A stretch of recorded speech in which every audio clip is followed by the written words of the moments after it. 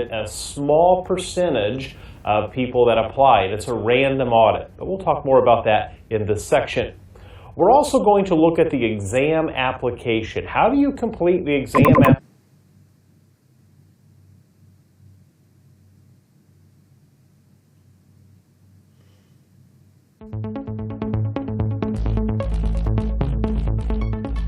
In this lecture, I want to walk through everything you can expect in this course. So we're going to explore the entire course and what you can expect and what you'll see so you can set expectations. First off, the course outlined by the sections. So each section, how the course is divided up, has lectures inside of it. So these are the different sections.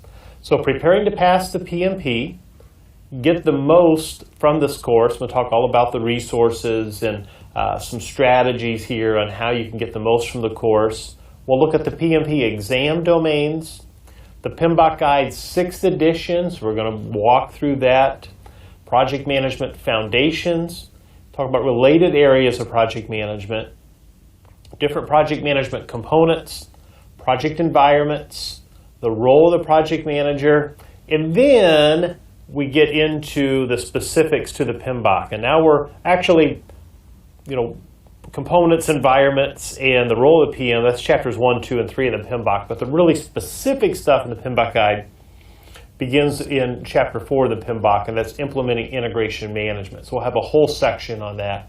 And then we go to chapter 5 in the PMBOK, managing scope. And then we'll talk about schedule management, cost management, quality management, resource management, communications management, risk management, procurement, stakeholder, and the PMI Code of Ethics and Professional Conduct.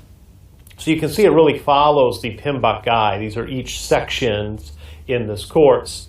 And then I do a blitz review. It's kind of a last-minute cram or a way to encapsulate everything that we've talked about through the course. And then we'll wrap it all up. So these are the outlines, and I'm going to show you in a moment here how you can navigate to a specific topic if you want to fast forward or review how you can get to a specific section in the course. So let's do that now. I want to give you just a quick interface. Now, what I'm going to show you is from one of my older courses, so don't go looking for these lectures of the same content. I just mainly want to show you how to get around inside of the player. So let's hop over there now. So this is the old player here, and I've paused it. So if I hit play down here in the lower left, so this is play. And for our sake, I'm going to turn this guy off. So this is an old video, but I'm just showing you the mechanics. So here in the corner is to play or pause. If you want to hear something again, or you want to review this little 15 with a circle, you can click that and it'll go back 15 seconds. Or you can click it and it'll go forward 15 seconds. If I'm really boring or really slow, which according to my wife that happens sometimes, you can speed up or slow down the speed. So that's what we're looking at here in the corner. So if you want to listen to me twice as fast, you can click the 2x there and it will play twice as fast. So maybe for a quick review, that's great. Or if you want to slow it down and really soak it up. So you choose what's good for you. Of course, 1 time is normal speed.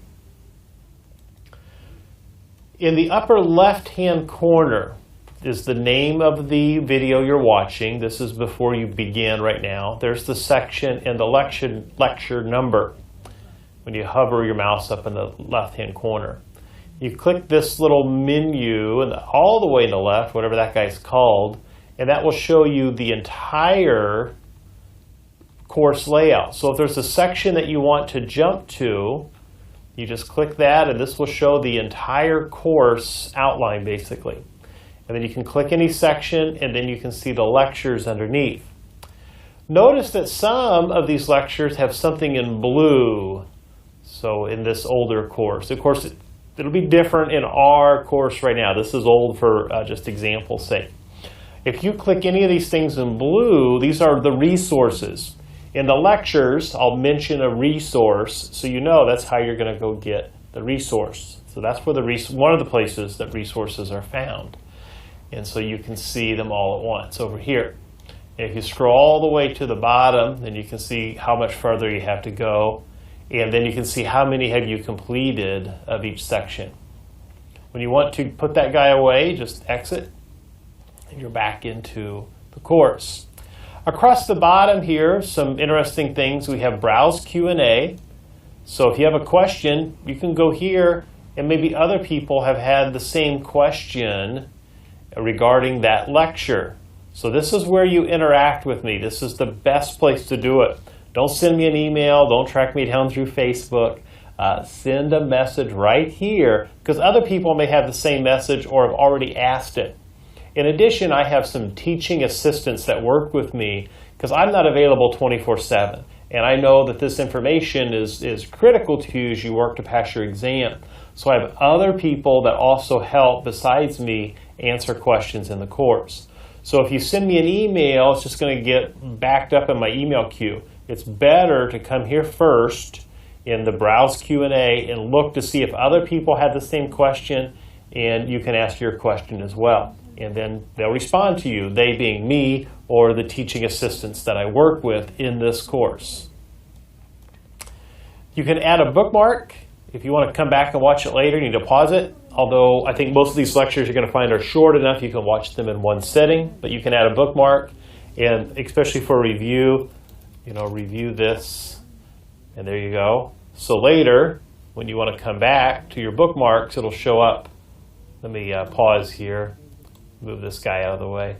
It'll show up where the bookmark is. So it's a handy little feature. You can hop back and forth, and you can bookmark different things. So here's one. 134 people bookmarked this point. Let's see what other people have bookmarked. Oh, it's how to get, for that old course, the certificate. And I'll talk about that coming up. So very interesting. All right, then we have some captions here. They're not the best, I'm going to say. They're improving. So maybe by the time you get through here, they've improved. But we have some captions that you can turn on or off. There's the sound. We have some technical stuff here with these gears, where if the quality doesn't look good or it's really buffering, sometimes if you reduce the quality, it'll improve. There's some keyboard shortcuts. This is also where you go to report a technical issue. If you contact me or post in here that, hey, it's buffering too long, or I can't download this resource, or I can't log in, or I guess you'd be logged in if you could get here. But it's something that's technical. I have no control over it. So it's best to report a technical issue here. Okay, because if you email me that or post it, we're just going to tell you have to contact Udemy support. As much as I would love to help you and get in there and solve the problem, I have no control over it. Technical support, and actually Udemy support is very, very good. So beware of that. And then if you want to go full screen and kind of hide everything, now it's like you're at the movies. So there you go. And then we can get out of there. You can just hit exit, or escape rather, to get out. You can also, in the upper right-hand corner, go to the dashboard. So the dashboard is the whole course where you can hop to specific things. Also in the dashboard, you can go to Q&A, you can look at the different bookmarks. I give announcements periodically, and then there's some options here where you can check things out as far as the options. Back to the course content, the current section you're in, or you can look at all the sections, and then you can also see all resources.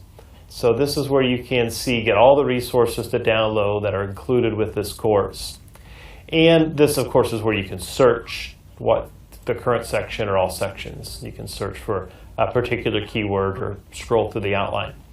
All right, so that's how you get around in the course. It's pretty straightforward, but I think it's important to do that. I get a lot of email questions or how to contact me about this stuff. So there you go. So it's pretty straightforward. Now you know what's in the course. All right, got some of that business out of the way. Let's keep going and get into the good stuff. I'll see you in the next lecture.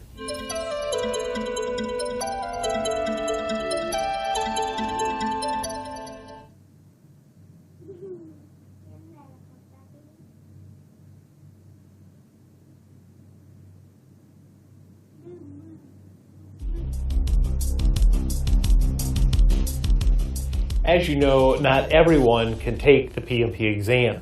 you have to qualify in order to take the exam. And notice here I'm saying take the exam. Our mindset, though, is passing the exam. Just because you qualify for the exam certainly does not mean you can pass the exam. So let's talk about how to qualify for the exam. What's the bare minimum here that you need in order to qualify?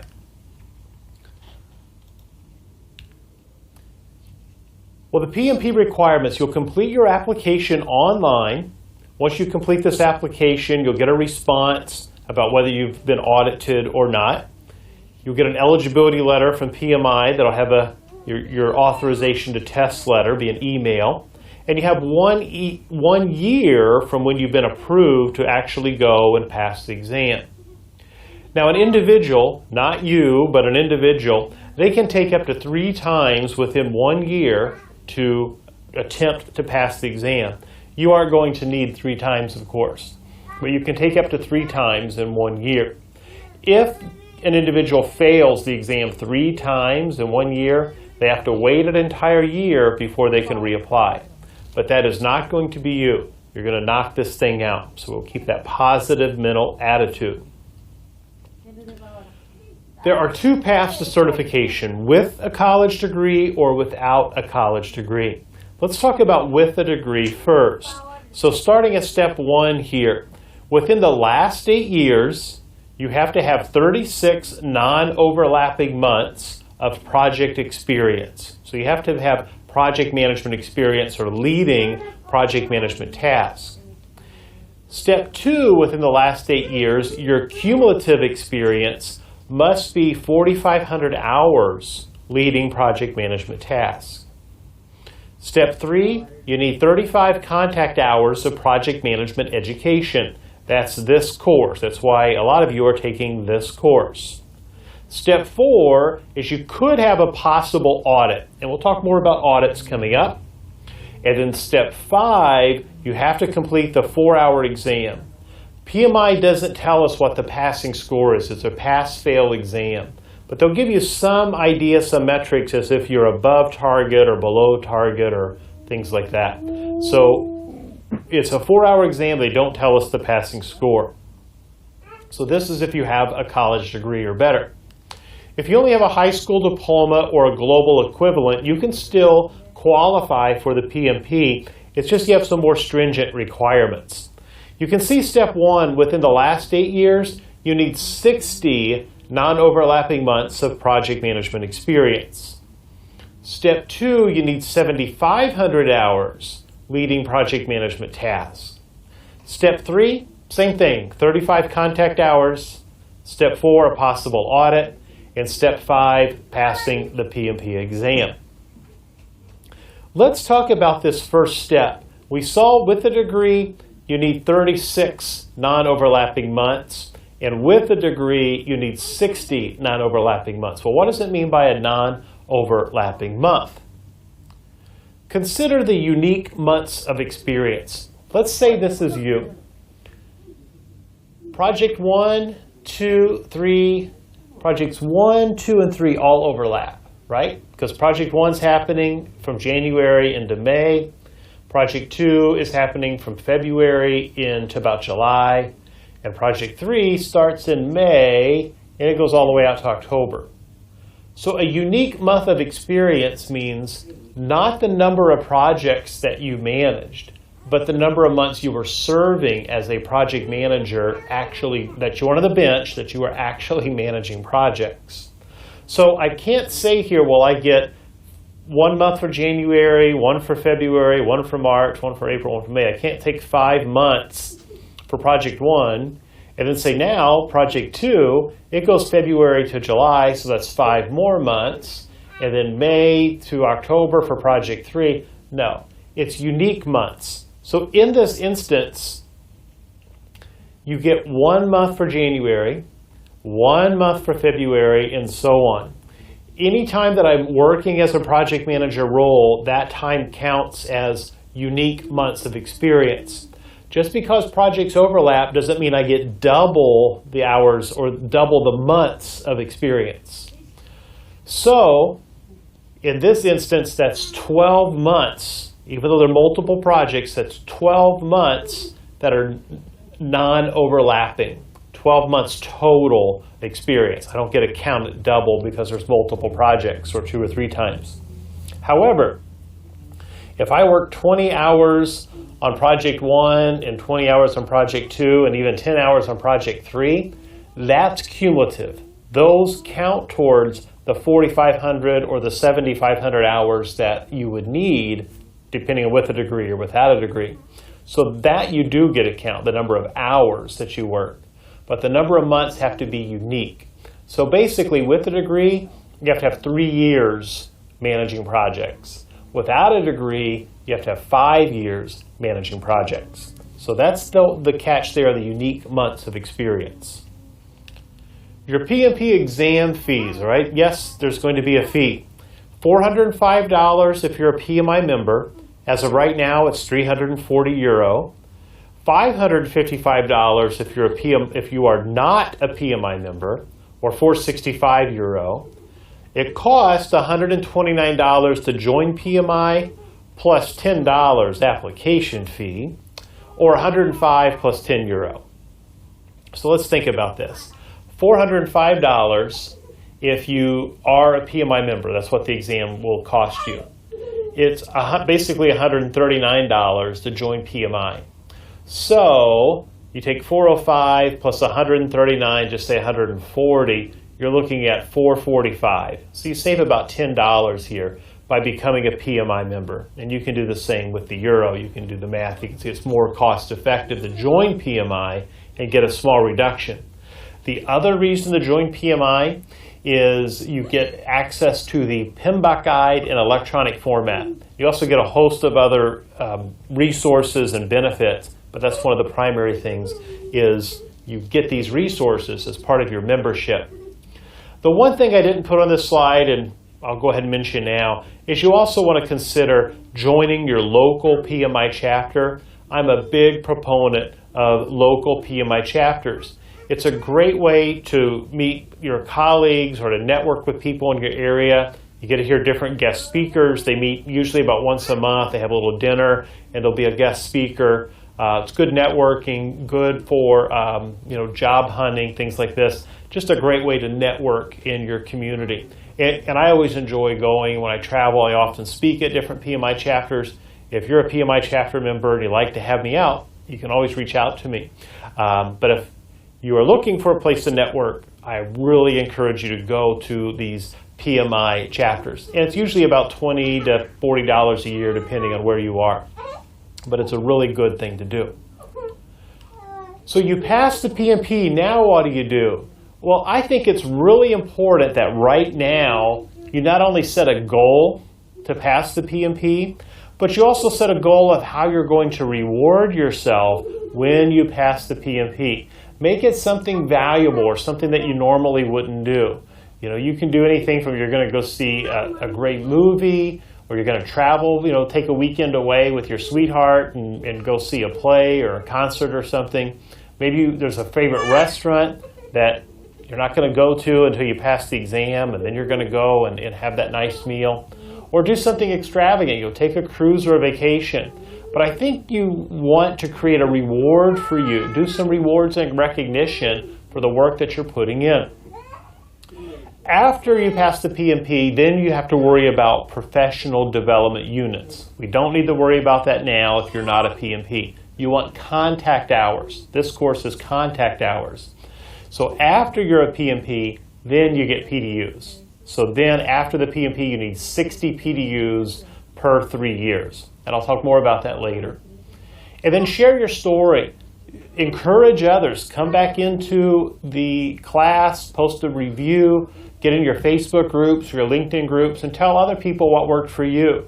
And so share your story, encourage others, and let them know that they can do it. Just like now, you can go and look at other people that have taken this course or some of my other classes, and they're telling you, yes, you can do it. And that if I can do it, you can do it. Okay, good job. I'll see you in the next lecture.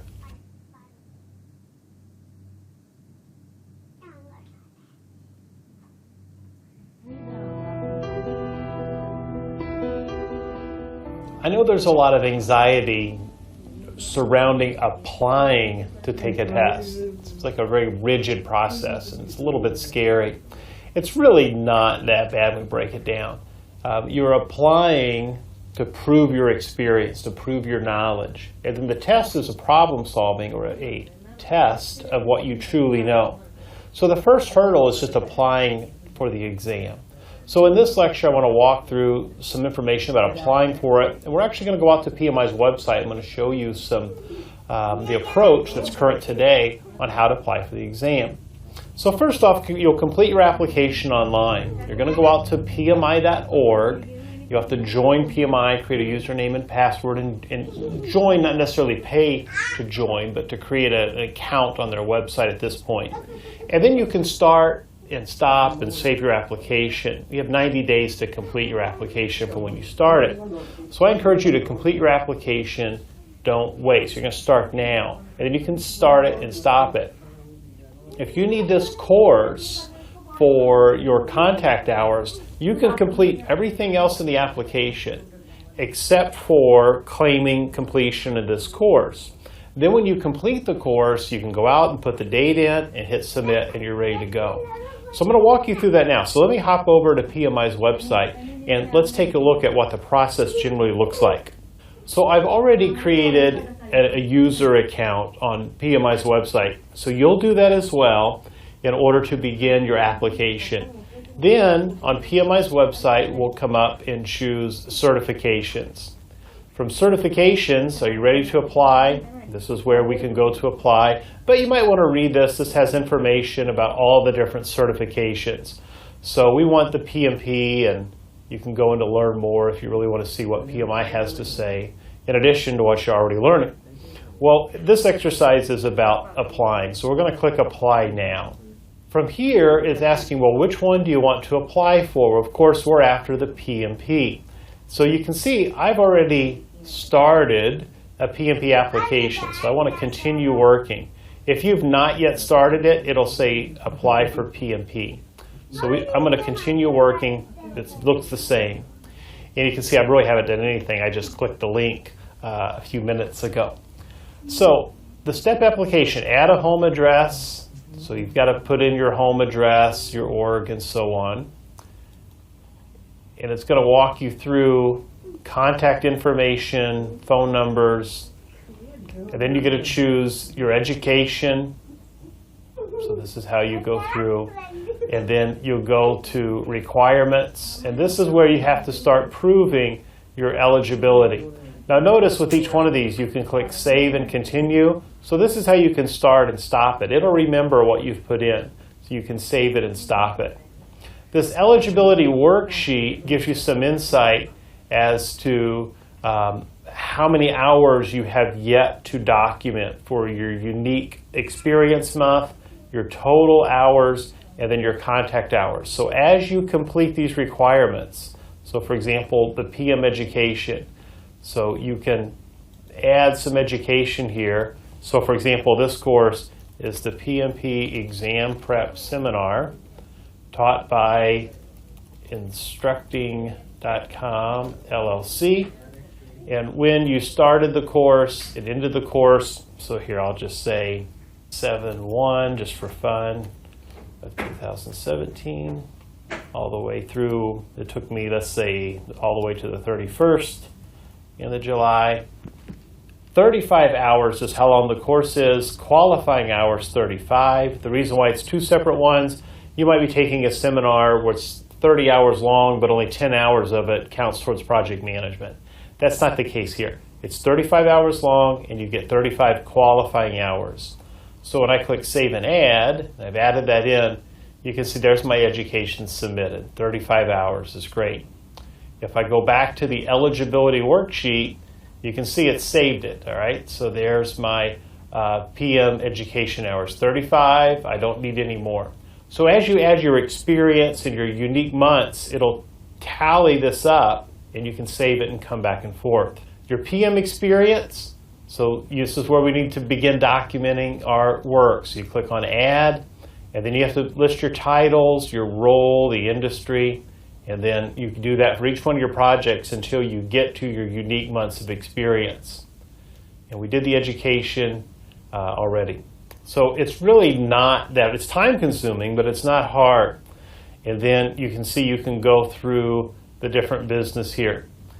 This certificate, when you click certificate here, they're talking about your PMP credential, the certificate they're going to mail you. So how you want that to appear. So whatever name that you want to use, that's what you're going to type in here. Right now it's the same as my username here on PMI. All right, so save and continue and come back to that later. And so the next time I come back, it'll have that information stored for me. So that's how you complete the application online. It's really not that tough. It's time consuming, but it's not tough. All right, keep pressing forward. I'll see you in the next lecture.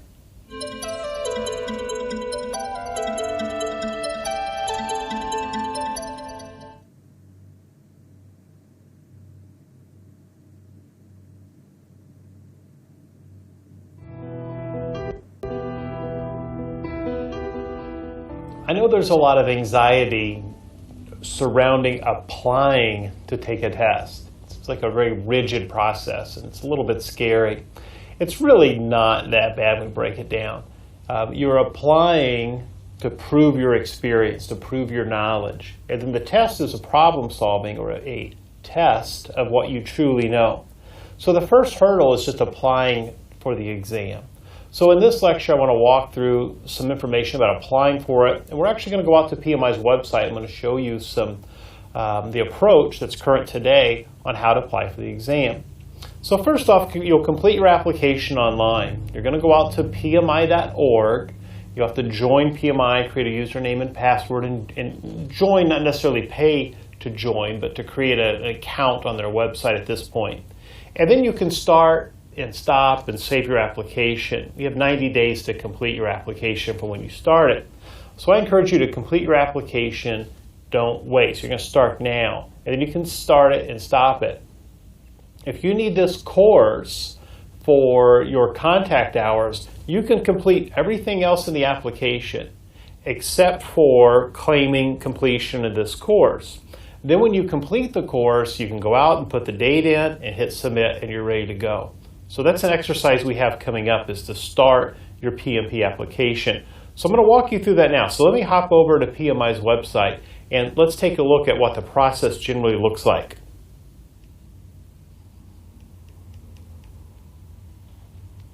So I've already created a user account on PMI's website. So you'll do that as well in order to begin your application.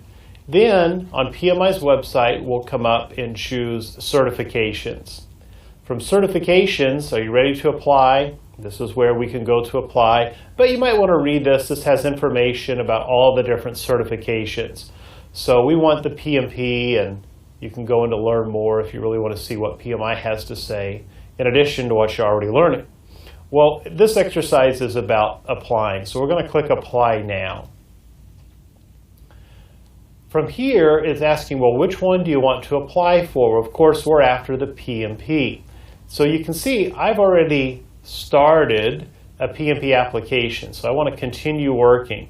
If you've not yet started it, it'll say apply for PMP. So I'm going to continue working. It looks the same. And you can see I really haven't done anything. I just clicked the link a few minutes ago. So the step application, add a home address. So you've got to put in your home address, your org, and so on. And it's going to walk you through contact information, phone numbers, and then you get to choose your education. So this is how you go through. And then you'll go to requirements. And this is where you have to start proving your eligibility. Now notice with each one of these, you can click Save and Continue. So this is how you can start and stop it. It'll remember what you've put in, so you can save it and stop it. This eligibility worksheet gives you some insight as to how many hours you have yet to document for your unique experience month, your total hours, and then your contact hours. So as you complete these requirements, so for example, the PM education, so you can add some education here. So for example, this course is the PMP Exam Prep Seminar taught by Instructing.com LLC. And when you started the course, it ended the course. So here I'll just say, what is today? I'm going to say 7/1 just for fun of 2017, all the way through. It took me, let's say, all the way to the 31st in the July. 35 hours is how long the course is. Qualifying hours 35. The reason why it's two separate ones, you might be taking a seminar where it's 30 hours long, but only 10 hours of it counts towards project management. That's not the case here. It's 35 hours long, and you get 35 qualifying hours. So when I click Save and Add, I've added that in, you can see there's my education submitted. 35 hours is great. If I go back to the eligibility worksheet, you can see it saved it, all right? So there's my PM education hours, 35. I don't need any more. So as you add your experience and your unique months, it'll tally this up, and you can save it and come back and forth. Your PM experience, so this is where we need to begin documenting our work. So you click on Add, and then you have to list your titles, your role, the industry, and then you can do that for each one of your projects until you get to your unique months of experience. And we did the education already. So it's really not that, it's time consuming, but it's not hard. And then you can see you can go through the different business here. This certificate, when you click certificate here, they're talking about your PMP credential, the certificate they're going to mail you. So how you want that appear. So whatever name that you want to use, that's what you're going to type in here. Right now it's the same as my username here on PMI. All right, so save and continue and come back to that later. And so the next time I comes back, it'll have that information stored for me. So that's how you complete the application online. It's really not that tough. It's time consuming, but it's not tough. All right, keep pressing forward. I'll see you in the next lecture.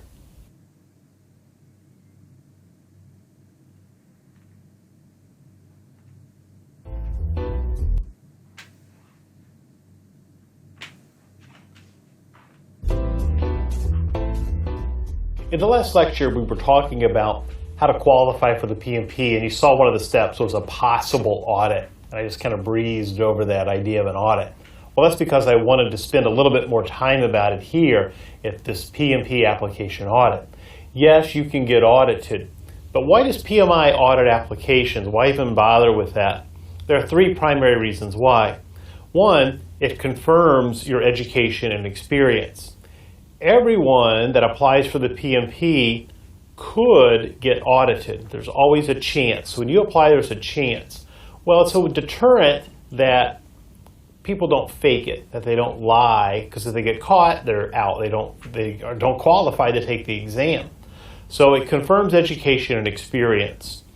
It also enhances the credibility of the certification.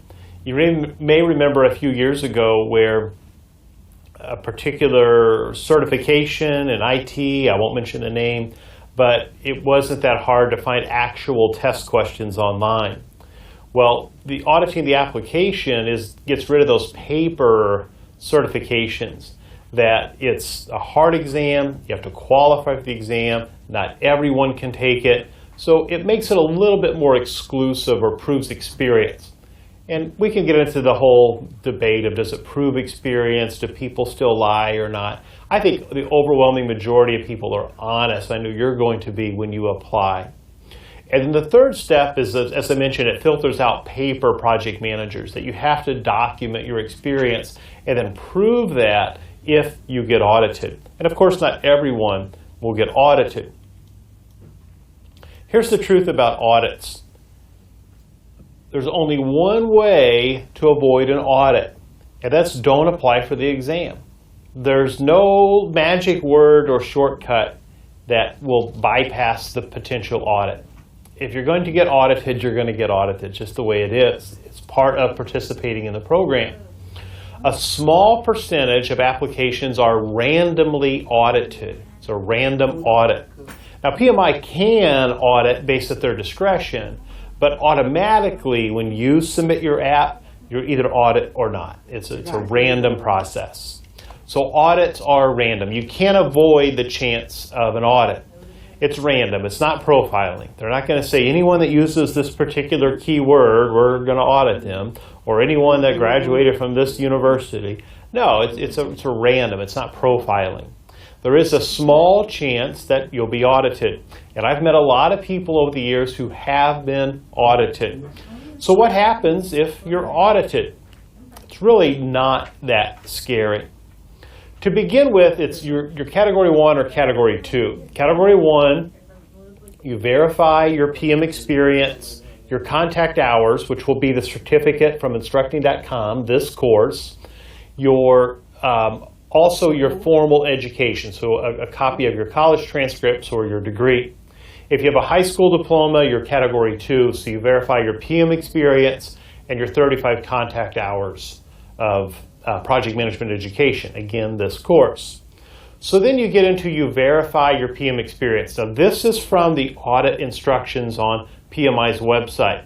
So if you notice, you have to verify your experience. That means your manager, a supervisor, or a colleague who has firsthand knowledge of the experience of your application is required to review and then complete. It's a form, the Project Management Experience Audit Report. So they complete this form, and then they put it inside of an envelope, and then they sign it across the seal on the back of the envelope. So it'd be obvious if someone's opened it. You do that for every one of your projects you reported on your PMP application. So all of those different projects you have to have the same process. And then you can't substitute it. Everything has to be exactly what you put on your application. Then you verify your 35 contact hours of PM education. So notice that you have to give successful completion of each course submitted, meeting the required 35 hours of project management education, a certificate, transcript, or letter of attendance from the company, registered education provider, that's us. We are a PMI registered education provider. So our certificate has our logo on it. That's what you give to PMI if you are audited after this course. And then verify attained education, Category 1 only, so you have to show your college degree or transcripts. So that's what you give. You put it all into one envelope, and then you'll send this in to PMI. You have 90 days to complete the audit, so you get 3 months. You put everything in one envelope, and then you send it in. You don't mail in one piece at a time. That's going to be impossible for them to track and just too messy. After the audit, then you have 1 year to complete the exam. So these 3 months, it doesn't eat into your 1 year window. Once you pass the audit, you have 3 years from that point. Audits can happen after the exam. So there's always that possibility you could be audited even after you pass the test. I've not met anyone who has experienced that. I'm sure it's happened. So we just be aware of that, and we follow PMI's rules and their process for the audit. Truthfully, it's not that scary of a thing. I know it seems scary now, but if you're honest on your application, then it's pretty easy to complete the audit. Like I said, I've met lots and lots of people who've been audited. All right, let's keep moving forward.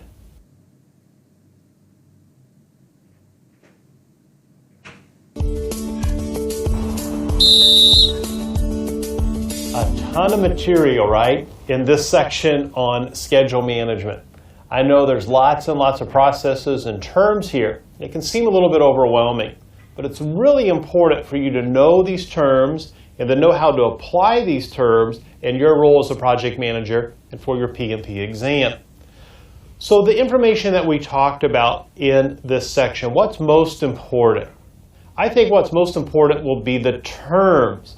The terms will help you answer the questions. So if you understand the terms, you can answer the questions. Don't get bogged down in float. That's a very tedious process, and it can take some time to draw all that out and to find the answer. So when you're faced with one of those questions, what I encourage you to do is to read the question and to really understand what the question's asking. Then immediately find the critical path, and often that can clue you in. And then use deductive reasoning and use process of elimination. So let's say you've identified the critical path. And the question says, well, how much days of float can you use on activity G if you use T2 up on D? So now you would say, okay, well, D is not on the critical path and neither is G. So then I can compare the duration of the paths and see if any of those answers fit. It's dangerous though. Don't always assume that it's going to be the difference between the duration of a path and the critical path. You have to really examine the network diagram. But if none of those choices fit, then you know something's not right in your math. So it gives you an opportunity to go back and check your math. Don't overthink these questions. Most people spend way too much time on float in the network diagram and not enough time knowing the terms. There'll be a lot more questions about terms than there will be on finding float. If you just can't do it, if you just think it's too tedious and you don't like it, you're not going to have 200 questions. I think it's questions in your favor. You can always guess. Maybe you'll guess right. But I would spend more time learning the terms than I would be mastering how to do float. All right, so that's my advice for you. Keep moving forward. You're doing great, making great progress.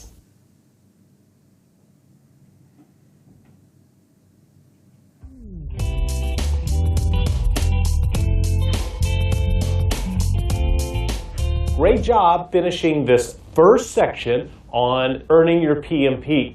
The PMP Exam Prep Seminar is a long course. It's a big course, and there's a lot of information that we have to cover. But you've done something that a lot of people haven't even attempted. A lot of people will be scared of the PMP so they don't try, or they'll get their nerves up so they purchase this course on the PMP Exam Prep, but they don't make it this far. They delay and procrastinate and they don't start. Well, as a project manager, you know that often the hardest part is just getting started, and that's what you've done already. So in this first section, we talked about what we're going to cover in this course, what you and I are going to do together as we move through this course. We looked at the PMP exam and what are the mechanics of the exam, how much does the exam cost, how do you complete the exam application. We also talked about how do you qualify for the PMP. So you want to make certain that you have the education, which this course will suffice. The 35 contact hours is from this course. We also talked about whether you have a degree or without a degree and how does that affect the PMP exam application, and then also your years of experience as a project manager. We talked about the audit process, and there's a chance that you could get audited when you submit your application. And as you now know, it's really not that big of a deal. It's just a little tedious process that you have to go through to prove your experience in education. If that's you, complete the audit, but then use that little extra time to have some more study efforts as you prepare to pass your PMP. Don't let an audit scare you. We talked about the exam application. How do you actually go out to pmi.org and apply for the PMP exam? So we looked at that. In fact, you did an assignment, which I hope you're still saving in emotion on the exam application, that you have to complete that. And so that's something that if you start now, and you can complete that as you move through this course, and then if you need this course for your contact hours, you can submit this course as your contact hours and your exam app is ready to go, and that way there's not a delay where you're studying and then have to fill out the app and then go take the test and you feel a little disconnected from the information that we're going to cover throughout this course. All right, you did it. You completed the first lecture, the first section, I should say, lots of lectures on earning your PMP. Okay, good job. I'll see you in the next section. Keep moving forward.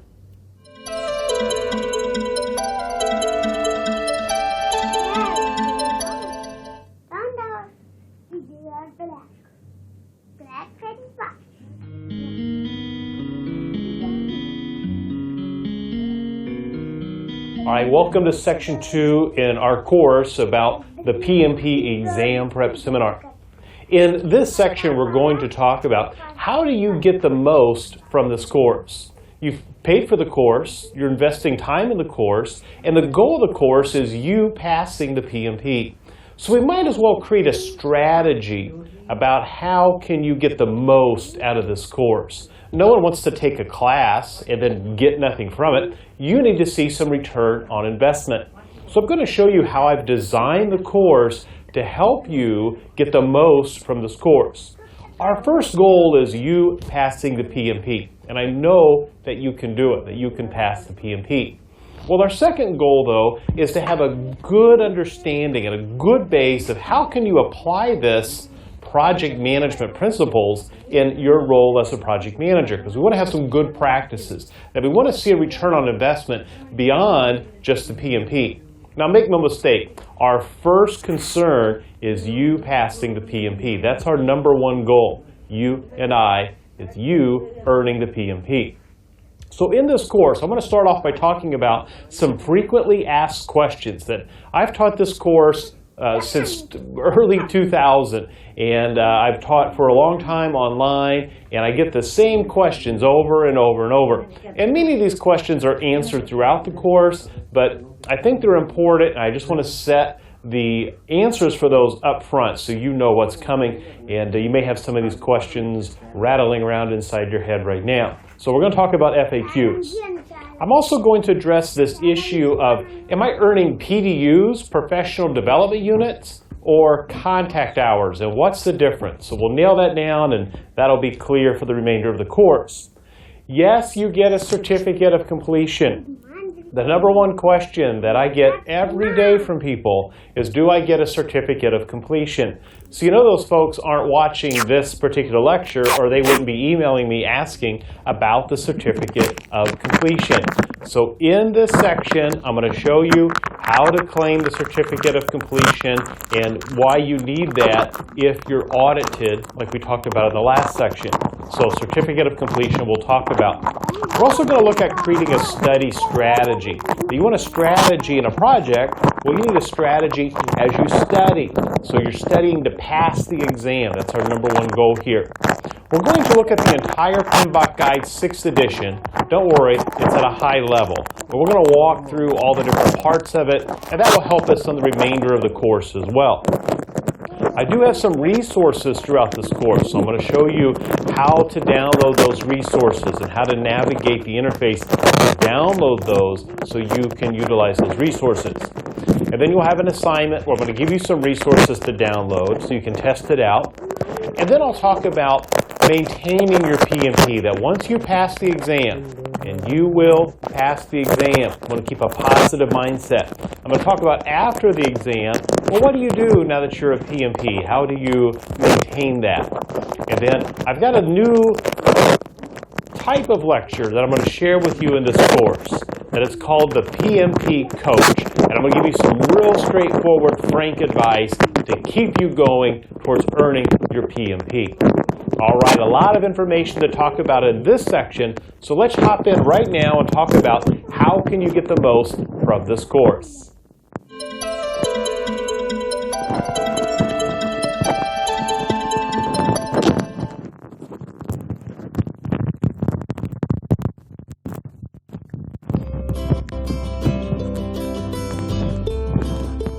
In this lecture, I want to share with you some common, frequently asked questions.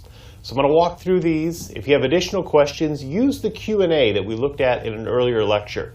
You can just go up and post a question into this, and we'll respond to it appropriately throughout the course. All right, so let's talk about some Q&As here. I just want to share with you the most common. Also in resources, I include an FAQ document that'll update frequently, so as more similar questions come in, obviously some clarity is needed, so you can check the resource for a current FAQ. Application details. I get a lot of questions about the PMP application. So people want to know, do they have to complete this course before they can complete their application? You can start the application, but if you're needing this course for your 35 contact hours, you need to complete the entire course, and then you can claim the 35 contact hours. So pay attention to that. You can start it and save it, like the assignment that you did earlier, and then you can go and update it and submit it to PMI. If you're not yet a PMP, then you need this course for your contact hours. This is the course you'll complete. You can't enter a future date as to, like, well, I'm going to be done next week. You have to wait till next week until you're done. I also get some questions about PDUs versus contact hours. And so PDUs are professional development units that you earn after you're a PMP. Contact hours you get before you're a PMP. This course is contact hours, which is what you want if you are not yet a PMP. I get a lot of questions about the certificate of completion. Yes, you'll receive a certificate of completion. I can't be more clear about this. The certificate of completion you'll receive has the Instructing.com LLC logo on it. It has the PMI Registered Education Provider logo on it.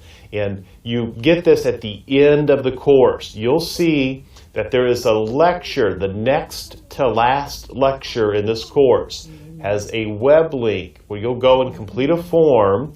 You'll attest that you have completed the entire course, and then you'll enter your name and date of completion, and then you can download that in PDF format. And that's your certificate that you give to PMI if you are audited. You do not give PMI the certificate when you submit your application. They don't want it. They don't want it until you are audited. So there is some truth and honesty as part of our PMI Code of Ethics and Professional Conduct that you are honest in your application, but there's a chance you could be audited. If you're audited, this is the certificate you'll give to PMI. Are we a registered education provider? Yes, we are.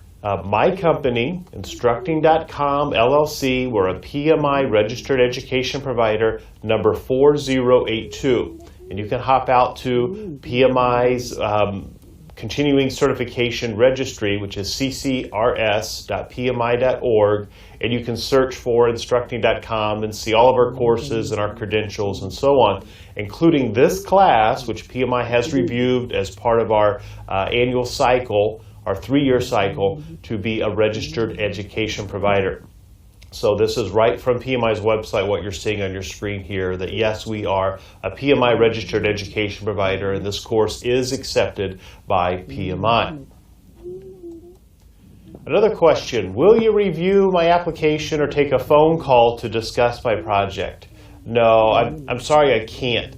With thousands of people in this course and my other courses, it's just impossible. I know you say, well, it'll only take 5 minutes or half an hour. But if I gave everyone 5 minutes or half an hour, I wouldn't be able to support these courses or create new courses.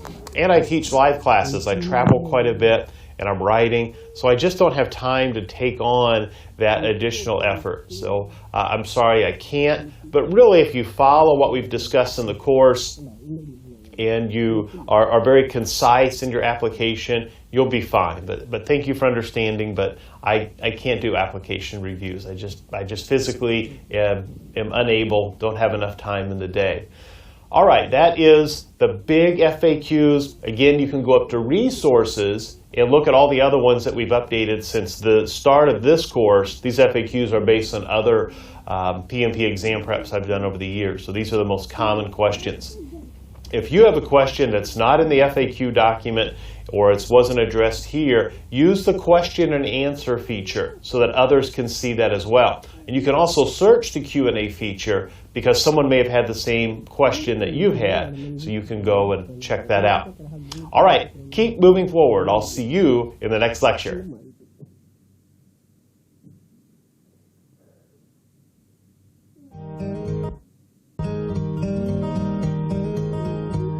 All right, I want to take a lecture and really address this idea of, are these PDUs or contact hours? What are you earning from this course? Because there's a lot of confusion in the community about contact hours or PDUs, or I need to go get PDUs so I can qualify for the PMP. We need to be very clear on the difference between a contact hour and a PDU.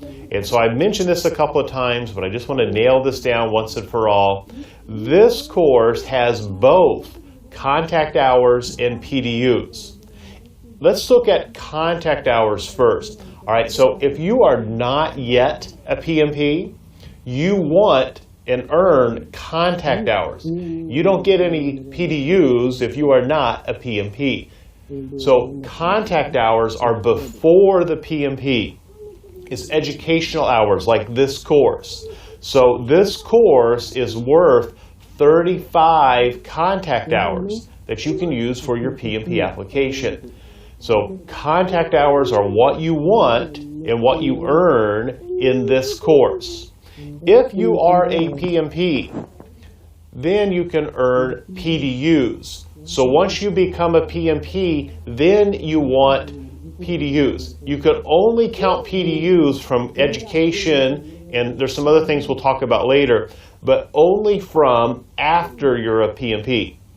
So you can't take this course, earn your PMP, and then claim this course for PDUs. It's after you're a PMP moving forward. So PDUs are after the PMP. You need 60 PDUs every 3 years. So you have 3 years, 20 a year, couple a month. It's not hard to do.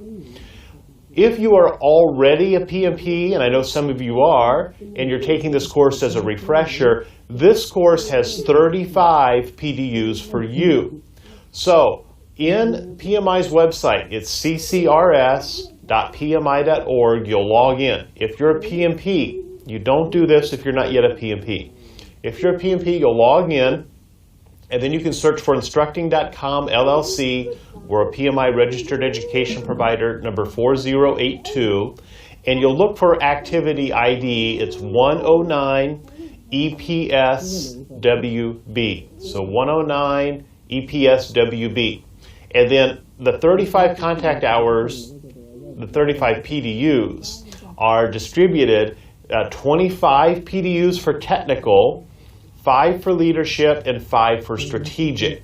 So you have to have a distribution of your PDUs, and you'll say what category does this course fit in. So you get 25 for technical, 5 for leadership, 5 for strategic. If you're a PMP, those of you who are PMP candidates, probably the overwhelming majority of people in this class, this is contact hours, just 35 straight up contact hours. All right, so hopefully that solves that mystery. Contact hours are PDUs, and now you know, and you can tell other people so they're clear as well. All right, let's keep moving forward.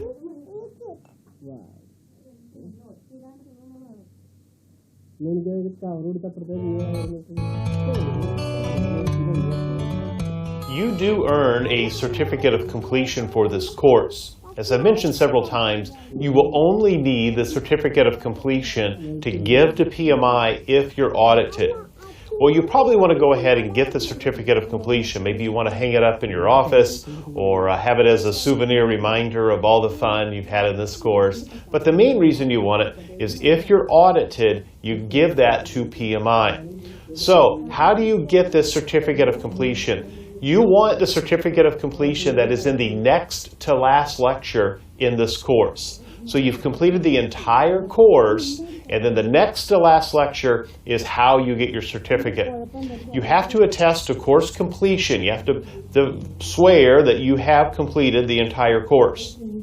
Your completion is tracked here in this learning management server.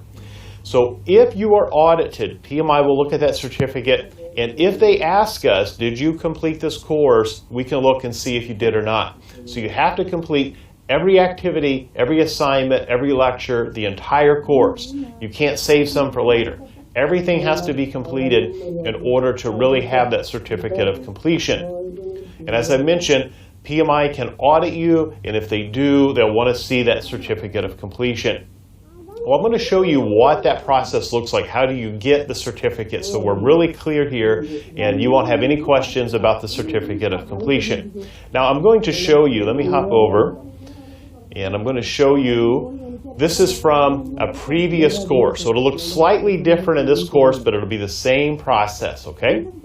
So this is what you'll see when you get to the next to last lecture, the certificate of completion for PMI. I'll give a little thank you, and then you'll see this instruction here, complete the form at this address. All right, so we're going to click that now, and it will take us out to a website where you're going to fill out a form. So congratulations on completing it. you'll enter your name and the date of completion, and then I attest that I've successfully completed the above named course, and you'll click continue. And let me go ahead and make one up here. Okay, so that's for me. The email and the date of completion, I'm going to say, is today. All right, so then continue. And then it will take that and it's going to allow that form to be created.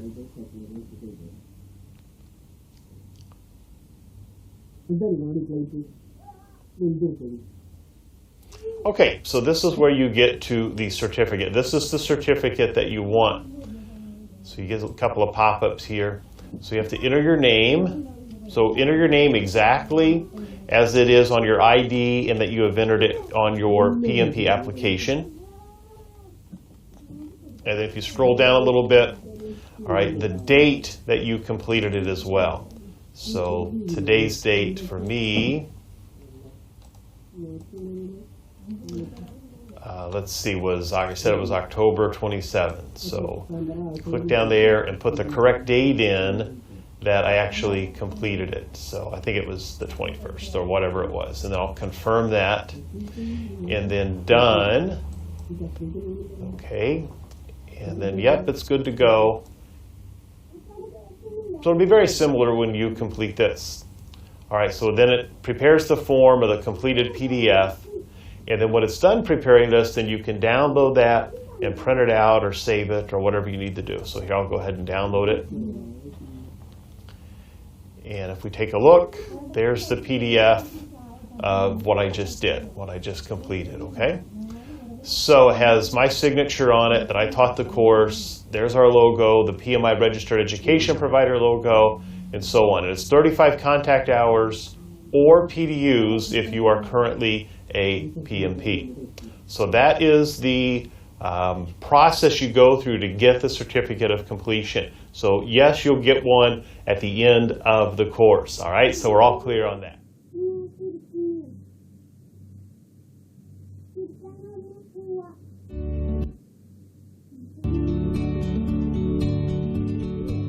I think it's really important for you to create a strategy of when you'll study and how you'll study.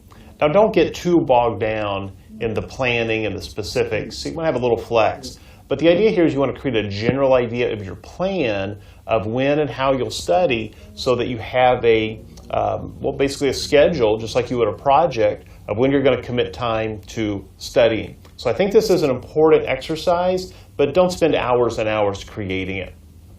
Let's talk about what you need to create a good study strategy.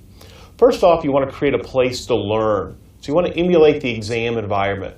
Just as the exam is going to be quiet, no disruptions, you aren't going to have your phone there. So put away any distractions. So turn off your email, get rid of your phone for that time. Tell people you're unavailable, so no visitors. So you don't want any distractions, just like you will in the exam environment. I recommend about 2 hours of just immerse yourself in study time. More than that, it really starts to beat you up. So about 2 hours of quiet time immersed in studying. And so you really want to focus only on the PMP. So only on those objectives that we've talked about that you'll be tested on for your exam. I also want you to, of course, complete the course. You've got to complete the material here in order to, well, claim your certificate of completion, but also to see everything you're going to see on the exam. So yes, take the course in any order that you like. Go to what's most important, and you can take those over and over again. I do recommend that you take notes as you move through this course, but don't write down everything. Just write down what's most important. Review your notes before you leave a module. So you take notes, for example, when we get into project integration management. Well, before you go on to scope management, pause. You're going to take a little quiz, maybe review your notes right before you take the quiz. That'll help you. But don't just wait to the end of the course to come back and look at your notes. Have an opportunity to review what you've written down and why you thought that was important. And then in this course, as I mentioned, we have that Q&A feature. So take some time to use the Q&A feature, read what other people have written, ask questions there. It's a great way to interact with your peers and myself, and I have some teaching assistants that will help in the course as well. So use the discussion feature to talk to other PMP candidates and to post questions and read questions, what others have posted. Know what to study. You have 14 PMBOK guide chapters, and that's what we're covering in the bulk of this course. So we'll cover everything in the PMBOK. There's a few additional things, but study the PMBOK guide. Use it as a reference. So the PMP exam focuses on, remember, it's initiating, planning, executing, monitoring, controlling, and closing, but it's distributed across these knowledge areas, the 10 knowledge areas. So project integration management is chapter 4 in the PMBOK. So integration management, and then scope, schedule, cost, quality, resources, communications, risk, procurement, and stakeholders. And believe me, you'll rattle those off once you get immersed deeper and deeper into the PMP. So know what to study, know what's important. It's these knowledge areas. Create your study strategy. So this is really important, that I want you to take time to look at the exam content. You can download the PMP handbook from pmi.org and look at that content. And I've already walked through what those tasks were. That's where that came from, is the exam content. I want you to build a plan that works for you. So don't be unrealistic that you're going to study 8 hours a day for the next 4 weeks. That's probably not going to happen for most people. So be realistic. So how can you give up some time somewhere else to invest time here? So build a plan that works for you. In my resources for this lecture, there is a spreadsheet called a score tracker that will track you enter your exam scores, and that'll let you see, well, which chapters do you need to spend more time on, and it will kind of generate an average for you as you move through the course. Do some SWOT analysis. SWOT we'll see a couple times in the course, but it's looking at your strengths, weaknesses, opportunities, and threats. If you're really strong in quality and you get 100 on that exam, you don't need to keep studying quality. But if you really don't do so hot on risk, well, then that's a weakness. You need to go spend more time there. And then opportunities is where we look at those distribution of questions from initiating to closing, that ratio of questions to processes. Like initiating has 2 processes, closing has 2 processes, and executing, which is a pretty significant part of your exam. It's like a huge number of questions for your exam. So there's some opportunities and threats there of processes to questions. Study according to the exam objectives. Don't study things you aren't going to be tested on. Study on things you're going to be tested on. This is a sample 4-week study strategy.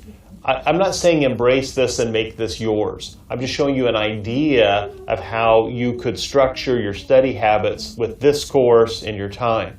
So this isn't what you have to do. I'm not saying this is perfect for everyone, but this is a good model that you might emulate as you create your plan. So week 1, you might look at modules 1 through 7. And I'm talking about the modules in this course, the lectures and the sections. So sections 1 through 7 this week. Maybe you do more, maybe you do less. Do what works for you. So preparing to pass the PMP, get the most from the course, looking at the PMP exam domains, the overview, and then get into the foundations, the related areas of project management, and introducing the PM components. So right now you're on section 2. So you can see what you'd still have left to do if you took this plan. Next week, do sections 8 through 14. Project environments, role of the PM, integration management, chapter 4 in the PMBOK. Now we're getting into those knowledge areas, scope, schedule, and cost management. So that could be week 2. And then week 3, you do sections 15 to 22, which would be quality, resource communications, risk, procurement, and stakeholders, which would be the rest of the PMBOK guide. And then I've got a few additional modules in this course, or sections, the Code of Ethics, the Blitz Review, and then wrapping up the course. So that could be week 3. And then week 4 is putting it all together. Go back and take the practice exams over and over and over until you get 100% on every exam. And then know why you're missing the types of questions you're missing, so give some SWOT. Review your flashcards until perfect every time. I've not talked a lot about flashcards yet, but that's a resource in this course. So go through the flashcards, all the terms. And then practice creating your memory sheet. kind of wait to the end of our study time to really focus on the memory sheet. Really know the content first and why things are, and have an understanding, and then worry about creating that memory sheet. I think that understanding is more important than just pure recollection. So that's a sample strategy. I'm not saying you have to use this again, but create a strategy that works for you. All right, keep moving forward. I'll see you in the next lecture.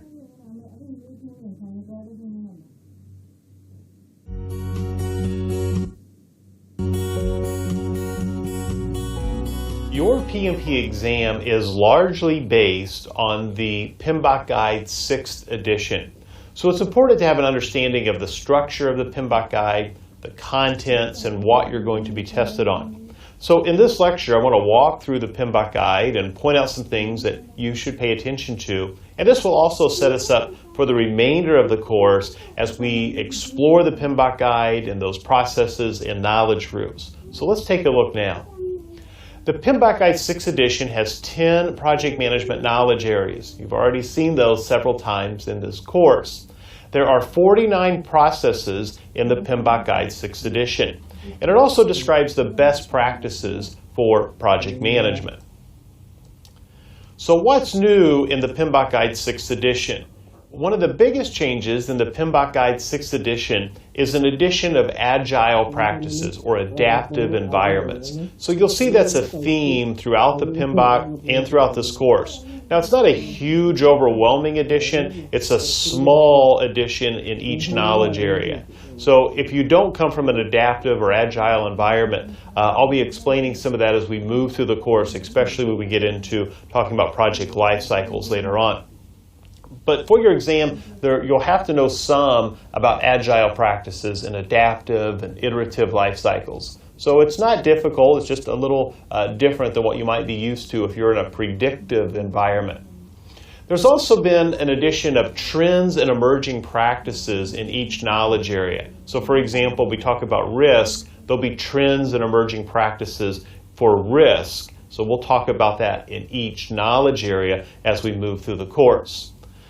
Each process group can be tailored based on the size of the project, your organization, and to what depth are you required to tailor that process. So tailoring means you can adjust the processes for what's most needed in your project. So for example, if you're not purchasing, you won't do any procurement processes. If you're doing a very small project, maybe you're replacing all the keyboards with wireless keyboards, that's your project. Well, we don't need to have a huge amount of study for that type of a project. So the tailoring of processes would be appropriate for the size of the project and the requirements in your organization. We'll talk about strategic and business knowledge. We'll talk about business value, hitting organizational goals or business goals, and also this idea of business knowledge, of identifying knowledge management's a new process and having a knowledge repository, and how do we manage that and organize it and recall from that. So it's a really important process we'll look at coming up. A new chapter in the PMBOK Guide is the role of the project manager. Just a very clear study of what's expected as you as a project manager. So we'll look at that in Chapter 3. So in the PMBOK Guide 6th edition, what is covered? Well, Chapter 1 is kind of like this course. It's foundational info. Then we'll be getting into project environments. We're going to talk about the project manager role, as I just mentioned in Chapter 3. And then you can see from Chapters 4 to 13 are those knowledge areas, those 10 knowledge areas. So integration management, scope, schedule, cost, quality, resource management, communications, risk, procurement, and stakeholder management.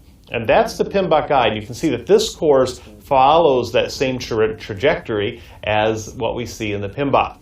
All right, so now you know what's ahead of you, not only in this course, but also when you open up the PMBOK Guide.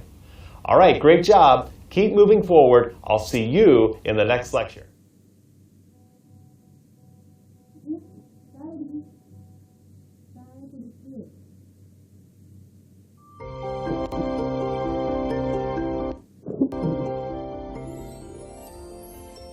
Included in this course are some valuable resources you'll want to download maybe print these out, but keep these handy. Resources are some things like the course workbook. The workbook will be all of the slides for the entire course, so it's great for notes or following along with a lecture. I do have the flashcards by chapter. On previous courses, I had just one great big file, like a glossary of the terms. Well, I've listened to what people said. They've asked for them to be segmented by chapter. So I have the flashcards by chapter. Now these flashcards, what you want to do is be sure to print those out, or what I would recommend is just follow along on your screen with the flashcards and get you a stack of 3x5 cards.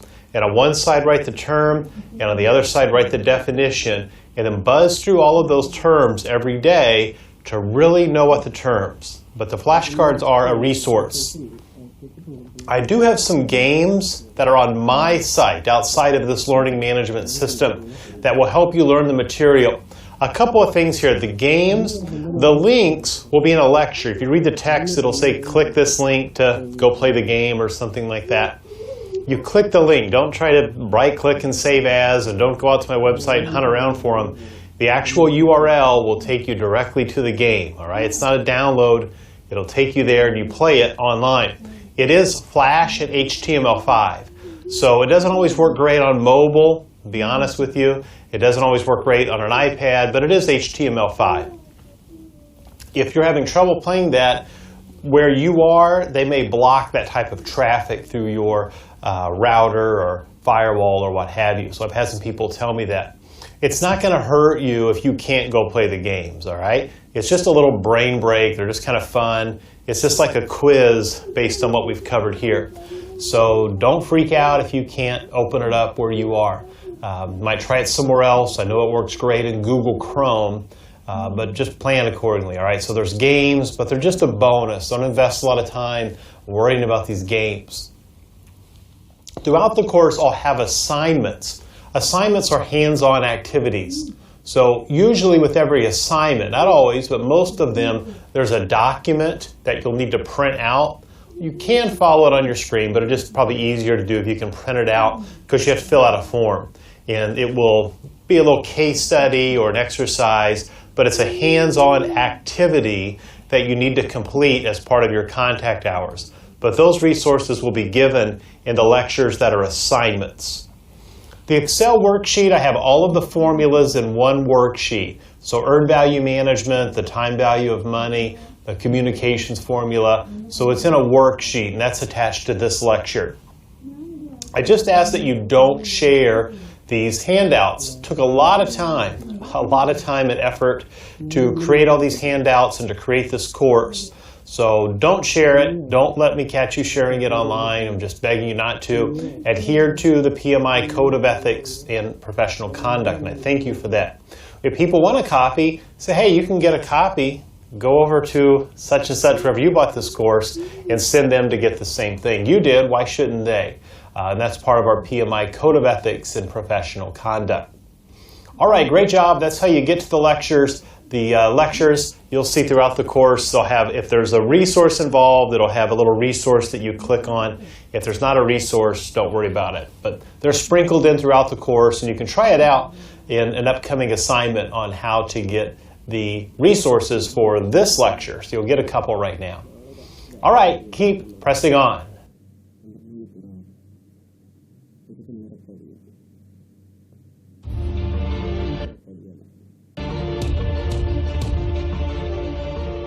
In this assignment, you'll download the course resources. Now, the course resources are for you. These are different handouts. Not all of the resources are in this assignment. This is just the practice downloading the resources. Throughout the course, as I add additional resources that are appropriate for that lecture or in an assignment, you'll see an opportunity to download additional resources.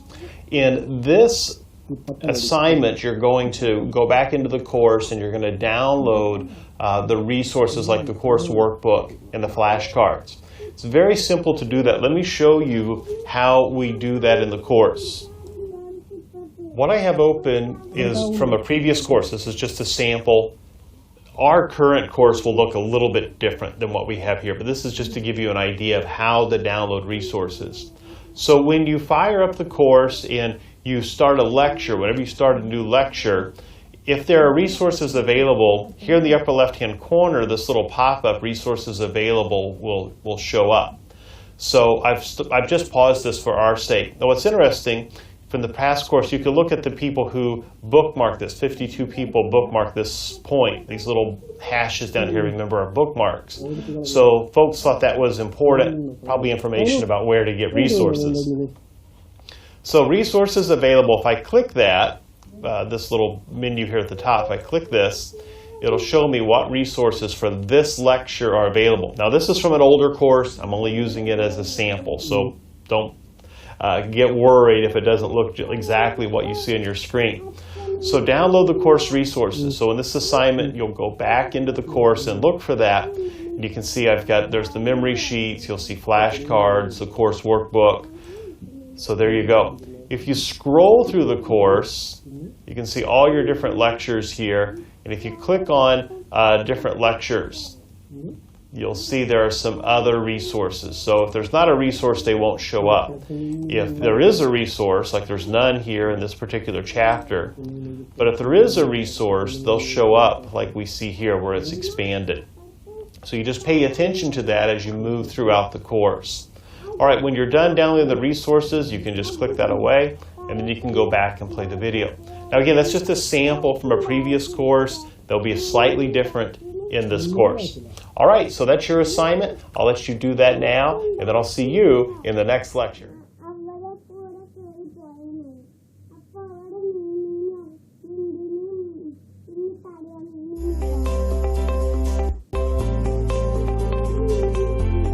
I do get a lot of questions about what do I do after I'm a PMP? Am I a PMP forever, or is there something I have to do? Well, you have to maintain your PMP.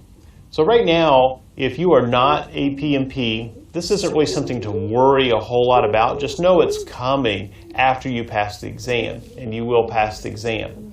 Now, some of you are PMPs and you're taking this course as a refresher or to earn PDUs like we talked about earlier.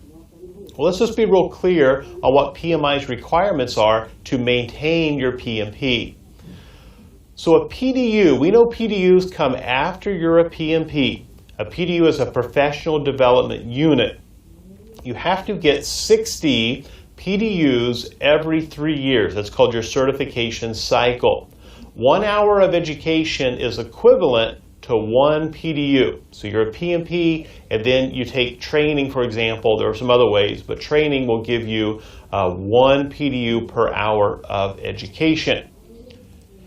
PMI's created this talent triangle to describe the particulars of education we have to have in 3 different categories. We have leadership, business and strategy, and technical. So of these 60 PDUs you must earn every 3 years, at least 35 of those must come from continuing education. Within the distribution of 35 minimum education hours, you have to have 8 PDUs in leadership. You have to have 8 PDUs in technical project management and 8 PDUs in business and strategic management. So you can see that's 24 of the 35 PDUs. Then you can choose any combination from the remaining 3 areas for 11 additional PDUs.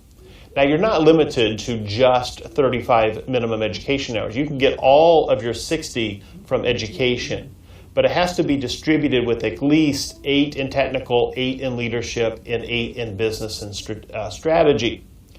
This course, if you are a PMP and you're looking for your PDUs, you'll get 8.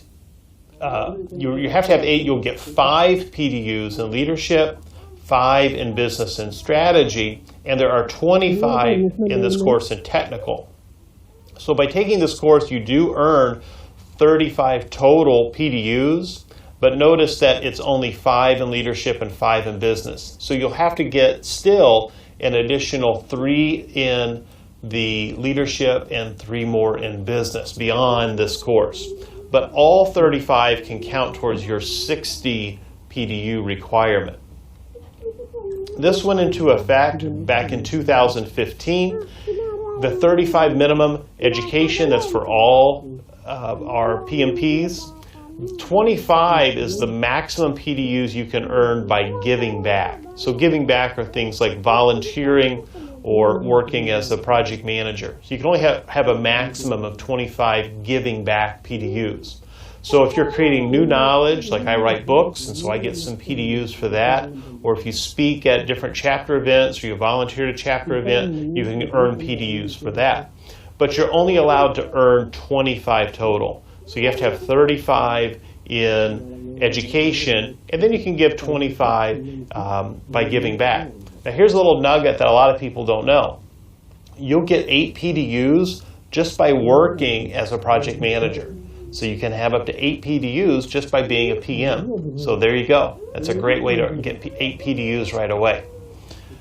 Our goal in this course, though, I won't be talking a whole lot about the PDUs anymore. Our goal is to focus on passing the exam, not PDUs. So I'm going to really leave this idea of PDUs behind. So if after this course you want PDUs, I have other training that's online that will help you earn your PDUs. All PDUs from education is fine. But first things first, let's focus on passing the PMP, and then we'll worry about PDUs later. I want you to use the memory sheets. This is a resource that is part of this course that has everything that you need to know. So use the memory sheets. It's a really good way to follow along in the course. It's a quick way to reference processes and whatnot. So if you've not downloaded that resource yet, I encourage you to do it. All right, keep moving forward. I'll see you in the next lecture.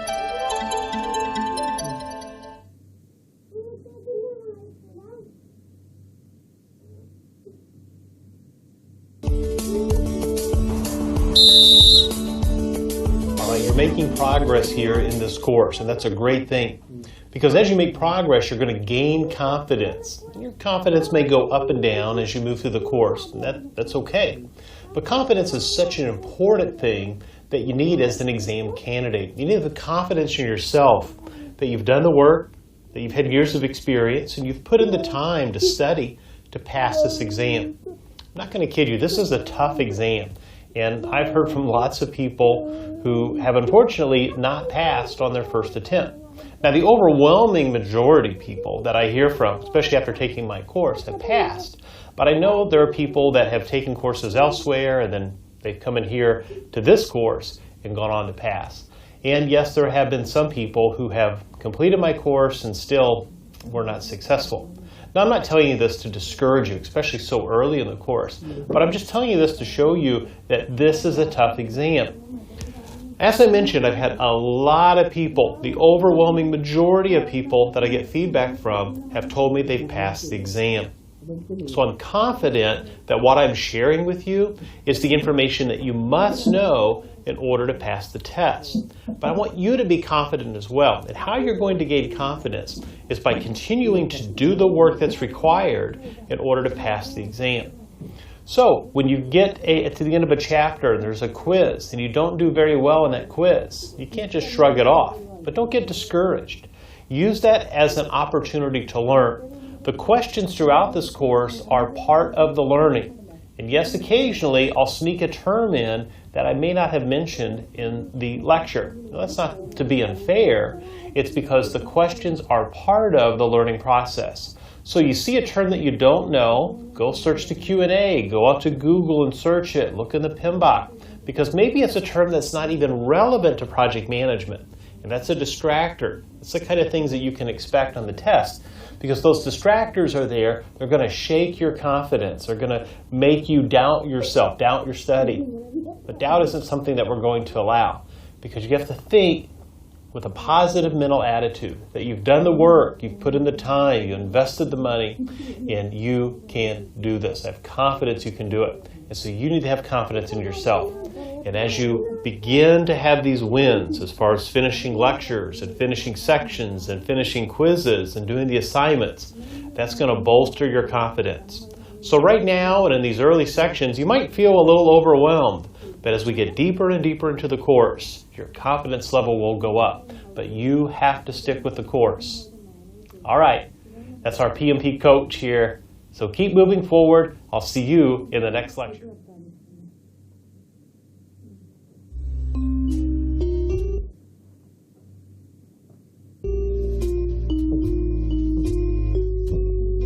Great job finishing this section on how to get the most from this course. I know we talked about a lot of information in this section, so I think it's important to just touch base on some of those headlines again.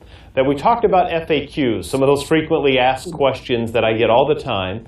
But one of the big things that we talked about is how do you earn your certificate of completion? At the end of the course, you get a certificate of completion. And this is a form that you'll fill out with my company, Instructing.com, and that we are a PMI registered education provider. And so you'll attest to completing the course. The system here tracks your completion, and if you're audited, you'll give that certificate to PMI.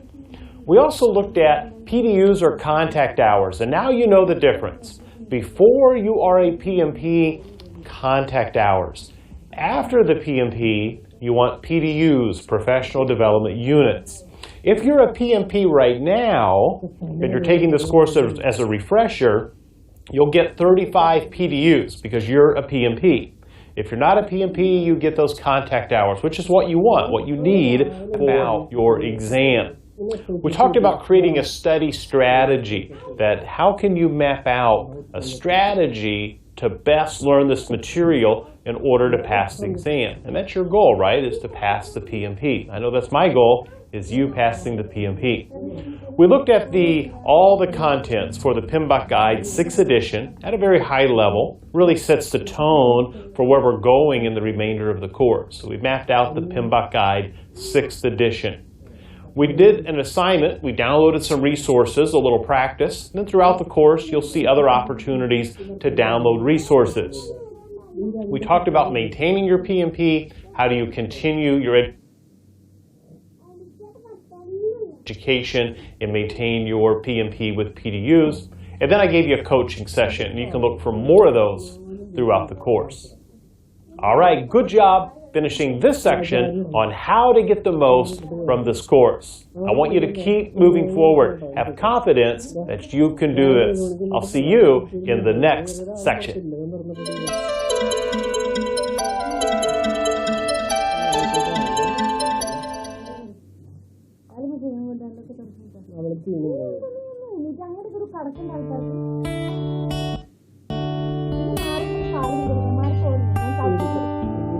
Welcome to this section where we're going to talk about the PMP exam domains. This is a really important section because I'm going to cover exactly what you're tested on. A lot of people miss this, that PMI tells us what the exam will test you on. There's an assumption that it's only the PMBOK. That's not true. That there are specific things from the PMBOK, but there are topics that are broader than just the PMBOK guide. So we're going to look at what exactly will you be tested on. So in this section, we're going to talk about initiating the project, that's a PMP exam domain, planning the project, another domain, execute the project, monitor the project, and close the project. That those are all PMP exam domains. Now, if you've been around project management for any amount of time, which I know you have as a PMP candidate, you recognize initiate, plan, execute, monitor, and control, and closing. Well, those are the PMP exam domains. A domain is the area, the topic, the discipline that you're tested on the PMP exam. But there are specific activities that you need to know how to do in order to pass the exam. So this section is all about what PMI gives us in the PMP handbook. And I have an assignment for you in this section where we're going to walk through the process of downloading this PMP handbook. Then we'll have a little coaching session. I know you're looking forward to that. And then we're going to wrap up with all of these PMP exam domains. So a really important section. It's all about what you're about to be tested on as you go in to pass the PMP. All right, let's hop in and take a look at this now. I'll see you in the next lecture.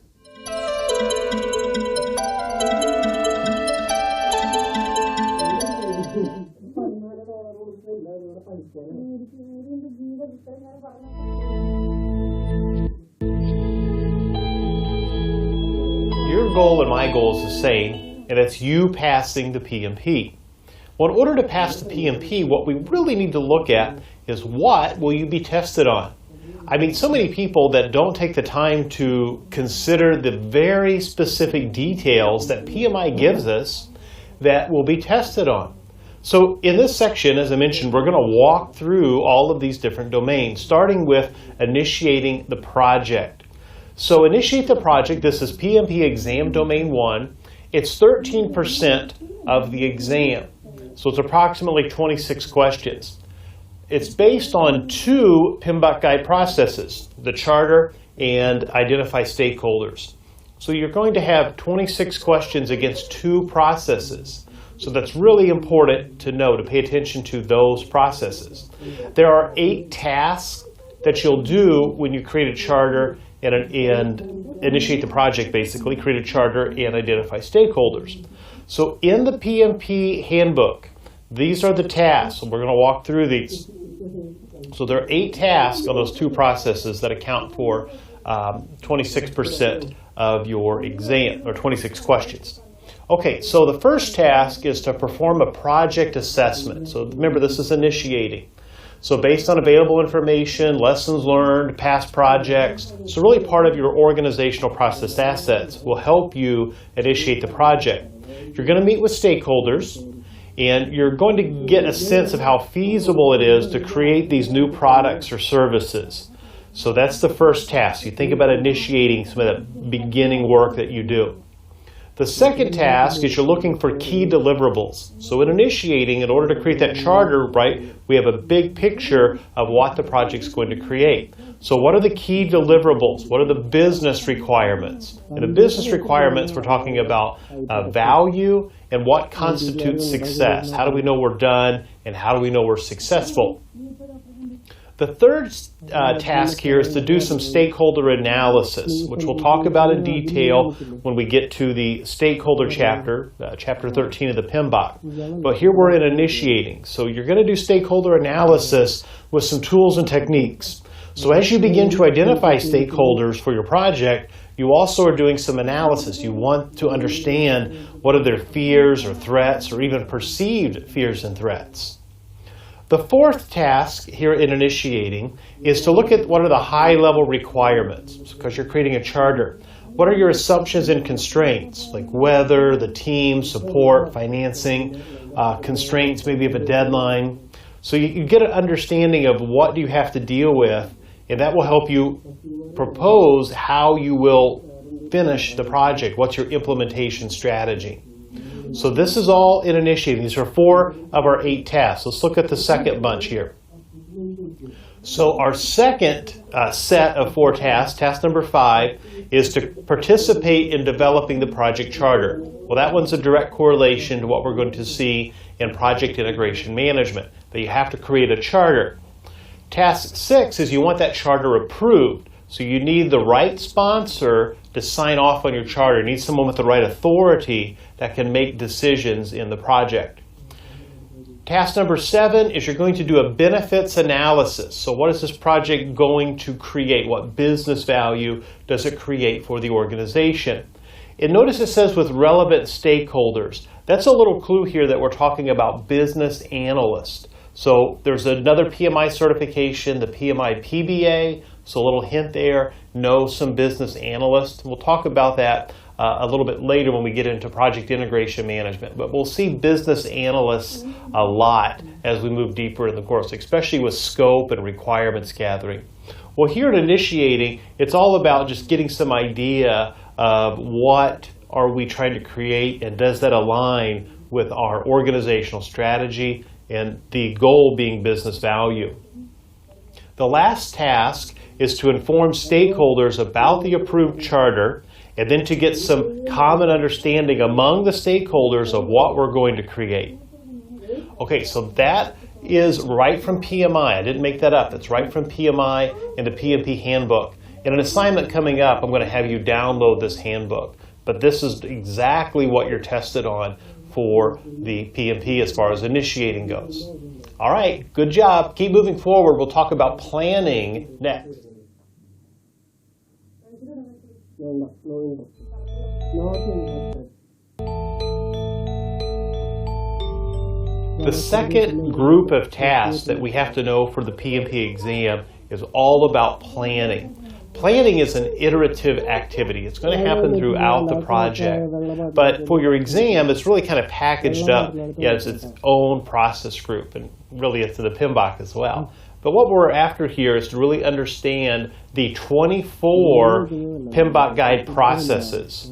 And this will account for 24% of your exam. So basically every planning process you can expect 2 questions. I'm not saying that's always how it's going to hold up. You might have more or less questions in that distribution, but that makes sense to me, that it's 24% of your exam and there are 24 processes. In the PMP handbook, among those 24 processes, there are 13 activities that you have to do and understand for the PMP exam. So let's take a look at those 13 tasks that you'll be tested on. The first task is to understand and to assess your project requirements. So we're talking about the business requirements and the product scope and what you must deliver for the customer. So some planning there to begin with of what are we creating. It's also understanding and doing an assessment of the constraints and the assumptions. Notice you're doing this with stakeholders, so it's not a solo activity. The customers, your management, your project teams, SMEs for expert judgment, all of those folks are involved here in this assessment and planning of requirements. So we'll really see that task in Chapter 5 in the PMBOK on project scope management. The second task, also in scope management, is to create a scope management plan. The scope management plan tells us how will we define scope, how will we create a work breakdown structure, how will we control scope and validate scope. So we're going to see that plan really follow us through the project because it's all about scope management. Our next planning task is to create a cost management plan. So the cost management plan is going to follow us as well throughout the project because it's all about controlling cost and estimating cost and budgeting. And we'll see all about the cost management plan in Chapter 7 in the PMBOK guide. But this is a task in planning that you'll be tested on. Our next 2 here we have are all about the schedule. So developing the schedule and then identifying milestones, mapping our scope and activities, our activities list, and resource management plans. So you can see how this is really overlapping a few knowledge areas here. Obviously it's schedule, which is Chapter 6 in our PMBOK guide, and cost being Chapter 7, so 6 is on schedule. And it's also has some inroads into HR, so that would be Chapter 9 with our resource management, because we need people, we need materials and equipment that helps us build the schedule and actually do the work to hit our milestones. Our next task is to develop a human resource management plan. So this is in Chapter 9. There is, between this and the PMBOK guide, you might notice a little difference here. In the PMBOK guide, it's the resource management plan. Well, in our task here, they call it still the HR management plan. It's the same concept, but the resource management plan also includes physical resources, so equipment, materials, facilities. The HR plan only addresses people, where the resource management plan addresses both.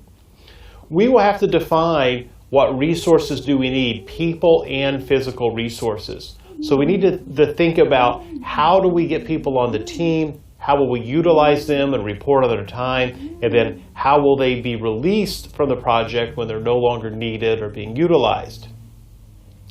Our next task that we have in the planning, Task 6, is to create a communications management plan. And this correlates to Chapter 10 in the PMBOK on communications management. So we want to create a communications management plan that follows our project structure, considers our stakeholder requirements, and then what information is needed when, what modality, how will you protect it. So factors like that will affect our communications management plan.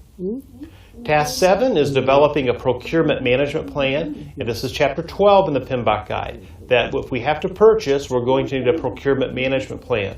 So this will direct us on how do we find vendors, how do we purchase, how do we do contracting, how do we do contract administration and audits, things of that nature. So all about procurement management is task 7 in planning.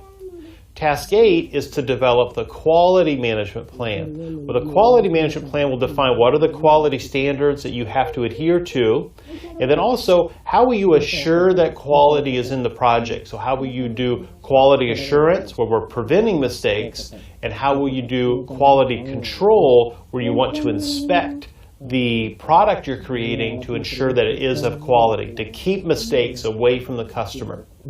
So task 8 is module 8 in the PMBOK when it comes to quality management. So this is all about quality management planning in this knowledge, in this process group, in the knowledge area of quality. Task 9 of 13 for planning is to create a change management plan, because we want to be able to manage changes and to control changes and to assure that changes are accounted for. And so this is chapter 4 of the PMBOK. When we talk about integrated change control, we'll see a change management plan. Because changes aren't just scope, that we can have changes to cost, to schedule, to our contract, but also we could have changes to our documents that may have to go through change control. So we'll talk about that in chapter 4 of the PMBOK with project integration management.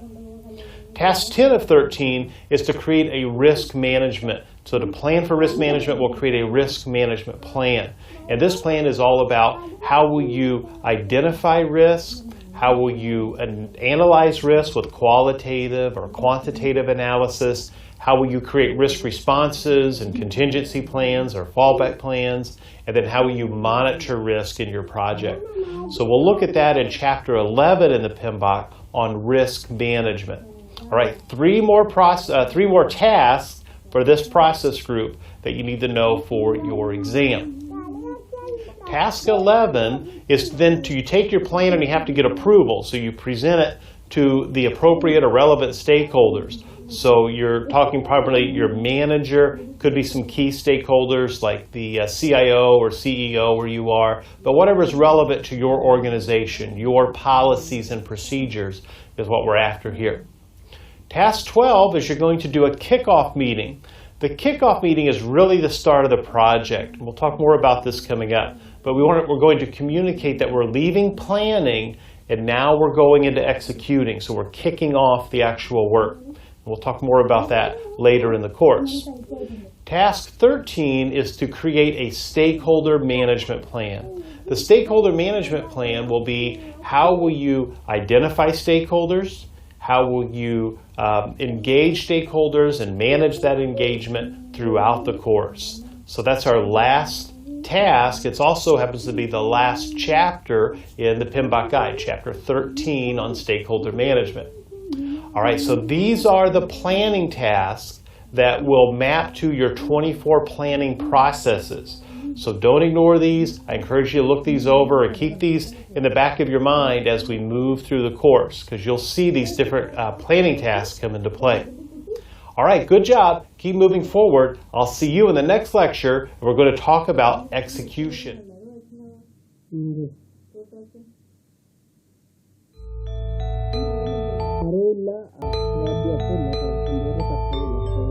Our next domain of task for your PMP exam is on project execution. This accounts for 31% of the PMP exam, so roughly 62 questions just on execution. There are 7 tasks and there are 10 PMBOK guide processes. So you can see this is really a section that you want to pay attention to.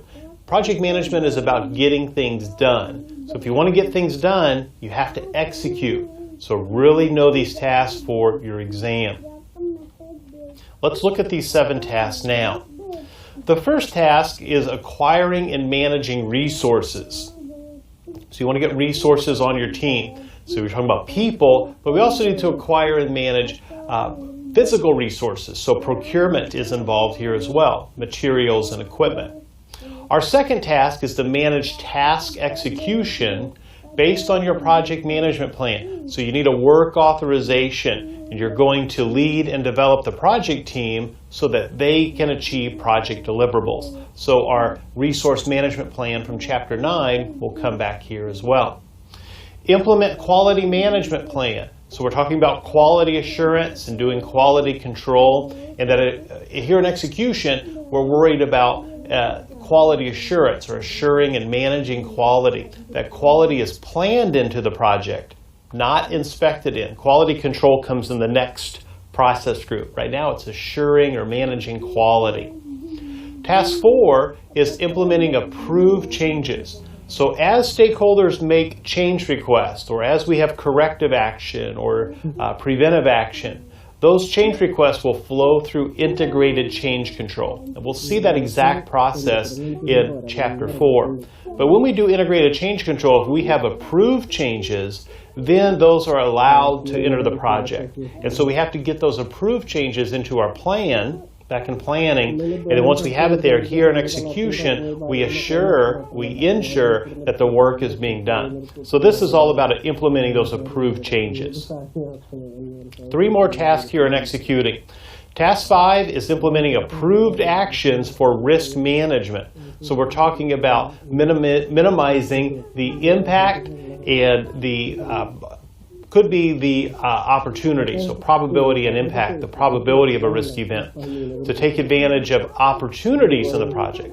Now, an opportunity is a positive risk event. So you have an opportunity for a cost savings, or to get done early, or to save time. Those are opportunities that generally we want those to happen. A risk is a threat that we want to not allow those to happen. So we'll talk about this in Chapter 11 in the PMBOK on risk management. But it ties into executing because we have to do those activities. Task 6 is to manage the flow of information. So we're talking about the communications management plan. You have a plan to communicate, so now you have to communicate. And then Task 7 is to keep that stakeholder relationship, so to keep stakeholders engaged and create synergy and buy-in, and to keep people excited about your project. So this is all stakeholder management, which we'll see in Chapter 13 in the PMBOK. All right, those are our 7 executing tasks for the PMP exam. All right, keep moving forward. We're going to talk about monitoring and controlling tasks next.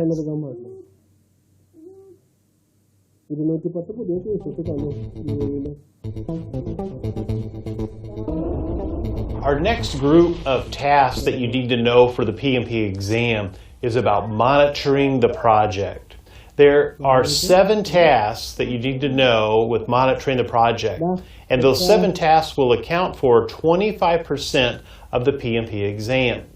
In the PMBOK Guide 6th edition, there are 12 processes that are part of monitoring and controlling. Let's take a look at these tasks now. The first 7 of these tasks will begin with measuring project performance. So this is a good idea that we can map this to earned value management. But project performance could also be mapped to quantifying variances and then applying or recommending corrective actions.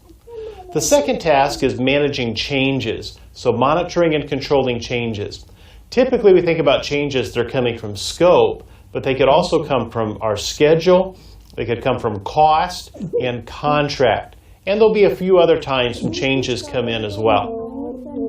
Verify that project deliverables are meeting our quality standards, so our quality management plan. So this is about quality control.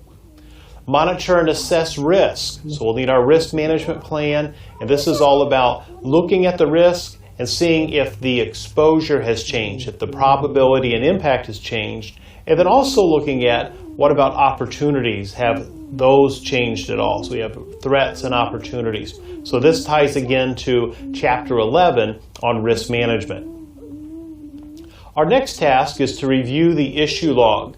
So we'll look at the issue log. This will be a log that we update throughout the project, And then we want to see if there's anything we should do with corrective actions or even preventive actions, or how else can we address these issues, because we don't want them to continue to affect the project. So our issue log will keep an ongoing record throughout the project. And we'll see that several times in the course. Task number 6 is to capture and analyze your lessons learned. So we'll see lessons learned a lot through the course, that we'll be updating lessons learned. It's part of our organizational process assets. The lessons learned we create now, we can use in our current project, and we share with other project managers, and then it becomes historical information. So it becomes part of OPA.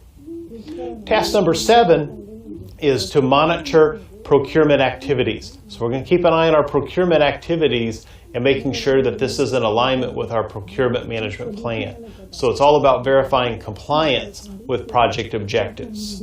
All right, great job. We'll take a look next at our last set of exam tasks when we talk about close the project. So closing is next, of course.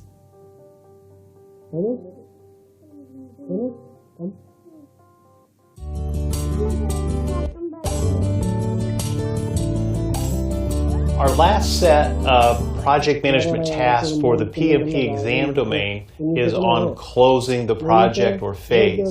So we'll talk about close the project or phase here. This is the last exam domain. It accounts for 7% of the PMP exam. There are 7 tasks that you need to know. Let's look at the 7 tasks that you'll do as part of close the project. Task 1 is you want to get final acceptance. We have to get people to accept the work that we've done. So we need the stakeholders to sign off on what we've created.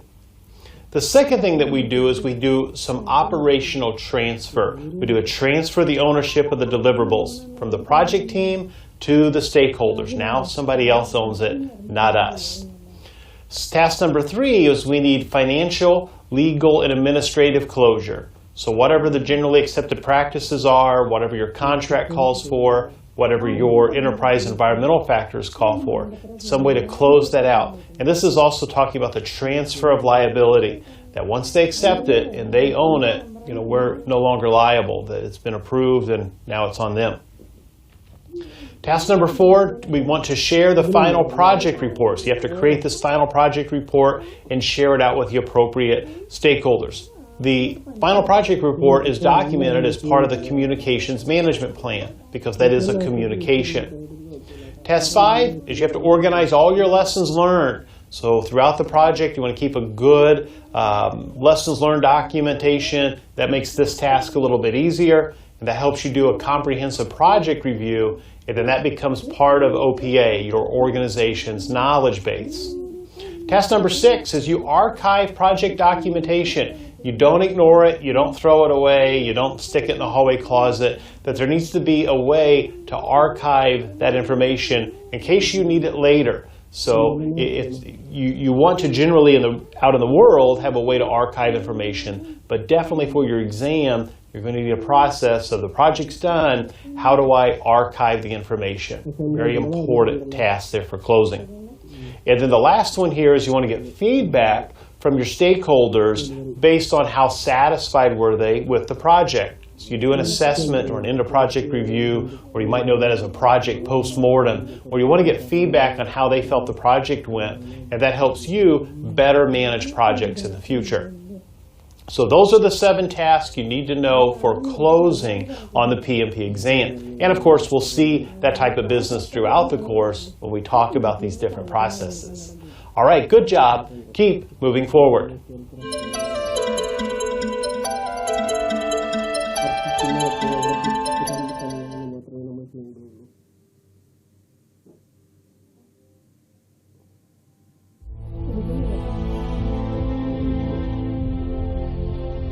In this section, we walk through all of the PMP tasks that you'll be tested on for your PMP exam. You really need to know those tasks. It's a good idea to have an understanding of how those tasks correlate to the knowledge areas. We talked about, hit those as we went through there. We talked about scope, project integration management, schedule, cost, quality, and so on. But notice that the things that you're tested on are arranged by process groups: initiating, planning, executing, monitoring, controlling, and closing. So it's really a good idea, especially as you're preparing to study. And I know we're still high level, we're getting deeper and deeper into the course materials. So it's a good idea now to have a way to correlate what you're tested on against what you're studying. We don't want to study things that you aren't tested on. I mean, that might be interesting, but if it doesn't help you pass the exam, that's really not the point of our time together. So that's why I'm really spending so much time here up front about what the exam will test you on, because our goal is you passing the exam. So in this assignment, you're going to hop out to the PMI's website, and you can see the address there, pmi.org, and then you can follow that path out. You can also go to the website and just click on the certifications and the PMP, and it'll get you to the same spot. But this is what you want to go get and download. It's the Project Management Professional Exam Outline. There's a chance from the time when I recorded this course and you're watching it, maybe yesterday, that they updated the exam objectives. PMI can do whatever they want. Kind of doubt they're going to change anything anytime soon, anything significant, without making an announcement. But it's always a good idea to go to the source and to check what you're going to be tested on. So I encourage you to do this assignment now. It won't take you very long at all, but go out and get the PMP handbook, and that will assure that you have it. And then, of course, part of the assignment is to read through those tasks that I just walked us through here in the series of lectures. Okay, so I'll leave you to do that now. Keep moving forward, complete this assignment, and then I'll see you in the next lecture. Hello?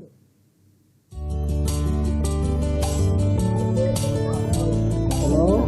Our last set of project management tasks for the PMP exam domain is on closing the project or phase. So we'll talk about close the project or phase here. This is the last exam domain. It accounts for 7% of the PMP exam. There are 7 tasks that you need to know, but there are only 2 PMBOK guide processes. So a lot of questions here, about 14 questions against 2 processes. That's a pretty good ratio. Really know these 2 processes and have 14 exam questions in your favor. Let's look at the 7 tasks that you'll do as part of Close the Project. Task 1 is you want to get final acceptance. We have to get people to accept the work that we've done. So we need the stakeholders to sign off on what we've created.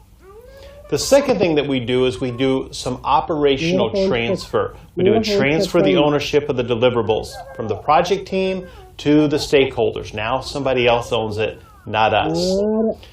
Task number 3 is we need financial, legal, and administrative closure. So whatever the generally accepted practices are, whatever your contract calls for, whatever your enterprise environmental factors call for, some way to close that out. And this is also talking about the transfer of liability, that once they accept it and they own it, we're no longer liable, that it's been approved and now it's on them. Task number 4, we want to share the final project report. So you have to create this final project report and share it out with the appropriate stakeholders. The final project report is documented as part of the communications management plan, because that is a communication. Task 5 is you have to organize all your lessons learned. So throughout the project, you want to keep a good lessons learned documentation. That makes this task a little bit easier. That helps you do a comprehensive project review, and then that becomes part of OPA, your organization's knowledge base. Task number 6 is you archive project documentation. You don't ignore it, you don't throw it away, you don't stick it in the hallway closet, that there needs to be a way to archive that information in case you need it later. So you want to generally out in the world have a way to archive information, but definitely for your exam, you're going to need a process of the project's done, how do I archive the information? Very important task there for closing. And then the last one here is you want to get feedback from your stakeholders based on how satisfied were they with the project. So you do an assessment or an end-of-project review, or you might know that as a project post-mortem, where you want to get feedback on how they felt the project went, and that helps you better manage projects in the future. So those are the 7 tasks you need to know for closing on the PMP exam. And of course, we'll see that type of business throughout the course when we talk about these different processes. All right, good job. Keep moving forward.